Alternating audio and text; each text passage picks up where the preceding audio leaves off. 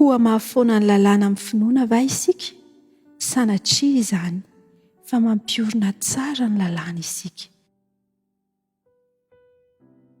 Miarabantsika ary namako malala isany any amin'ny toerana misy antsika rehetra any, kopakopa-tanana avy amin'ny fofeny fitiavana atolotra antsika rehetra ary misaotra anareo mankasitraka manaraka izao fandarina tiantsika izao. Be dia be ny manaraka eto Tanindrazana ny ampitan-dranomasina, be dia be ihany koa ny mizara izao fandakana izao ho an'izao tontolo izao mankasitraka ary ndroa hevitrsika androany dia tena agoavana foto-kevitra ara-teolojika matanjaka be mihitsy ny amin'ny hoe mahafoana ny fankatoavana va ny finoana, fankatoavana sy ny finoana, ny lalàna sy ny finoana. Ao amin'ny Romanina 7:1-7 zao ny ambaran'ny soratra masina.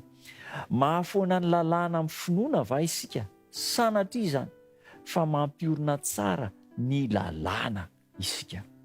Raha miresaka an'ity lalàna sy finoana ity isika, famonjena amin'ny alalan'ny lalàna, amin'ny alalan'ny finoana dia manana filozofia ara-teolojika, foto-kevitra teolojika tena matanjaka be ny apôstôly Paoly.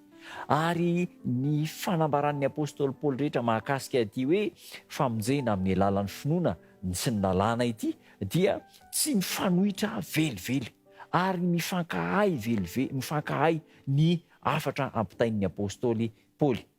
Raha mijeritsika ao amin'ny asin'ny apôstôly 5:20-7, asin'ny apôstôly 5:20-7 dia misy fanambaranao manao hoe i Petera zany nitory ny tenin'Andriamanitra manao hoe raha mino an'i Kristy amin'ny fona reo rehetra ianao dia ho vonjena.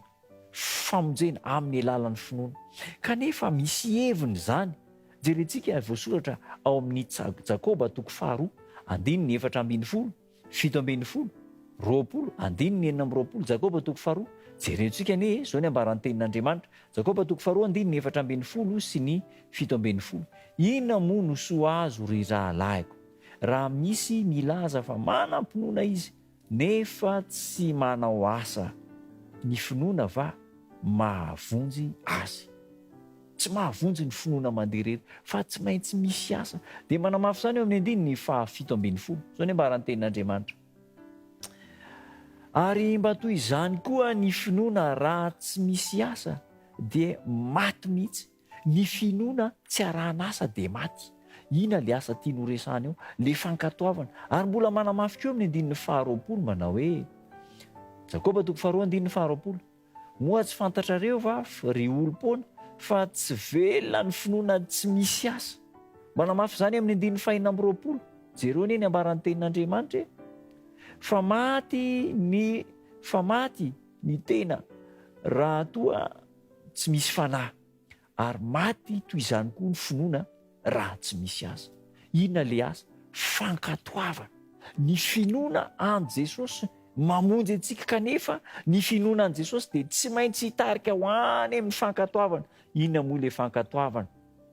Jaona 4:5-10, raha tia ianareo hitandrina didiko, tsy afaka miaraka, tsy afaka misaraka ny finoana sy ny fankatoavana. Misy foto-kevitra anakiroa mety ho diso.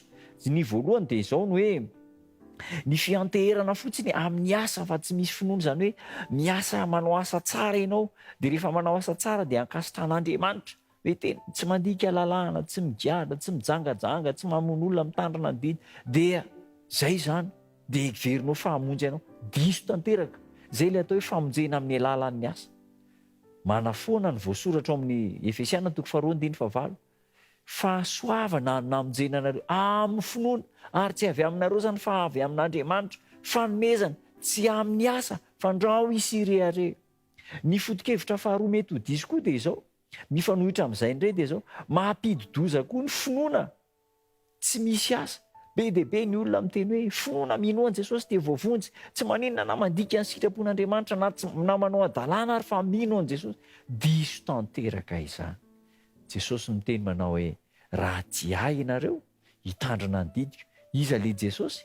Jesosy ilay mpamonjy antsika. Aoka hiantoraka amin'i Jesosy isika, ka ny fitiavana an'i Jesosy dia ampirisian'i Jesosy antsika hanao ny sitrapony rehetra.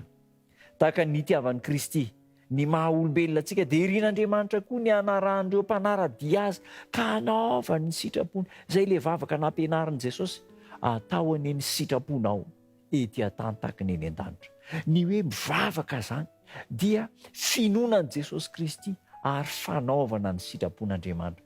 Mandeha ila foto-kevitra raha teolojika tena diso ny ankoatran'izay. Ny famonjena dia finoana miaraka amin'ny fankatoavana an'Andriamanitra. Andeha arintsika hiaraka amin'i Kristy.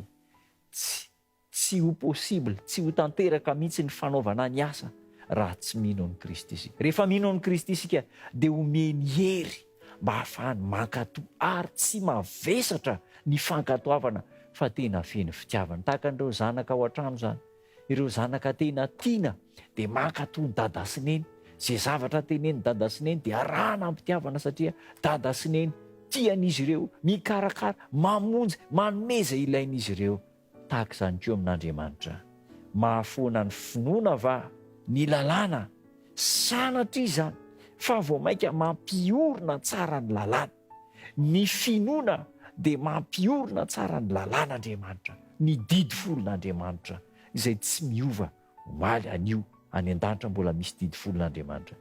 Itian'i Jesosy isika, mino azy isika, ankatoa sy hitandrina ny lalàna isika, hivavaka isika. Tombo tsara misaotra anao izay fa afatra lehibe mihezinezina no nomenao anay. Mino anao izay Jesosy, mpamonjy anay ianao, vonjeo izay ary omeo hery mba hankatoa hitandrina ny didinao, hitandrina ny lalànao, dia ho marim-pototra ny fitiavanay sy ny finoanay ianao. Da io ny tsirairay avy manaraka ny fandarina amin'ny anaranao Jesosy Tompo. Amen.